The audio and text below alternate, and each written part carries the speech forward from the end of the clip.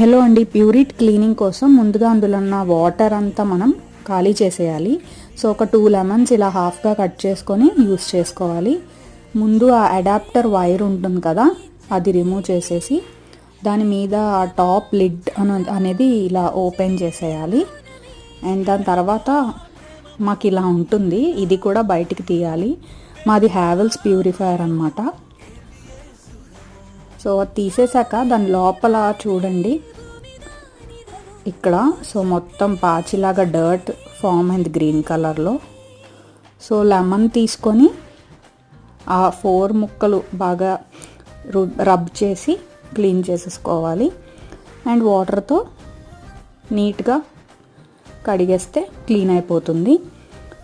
So అంతే, ఒక మంచి క్లాత్ తీసుకొని తుడిచేసుకొని మళ్ళీ ఫిక్స్ చేసుకొని ఆన్ చేసుకోవడమే. Please subscribe to our channel.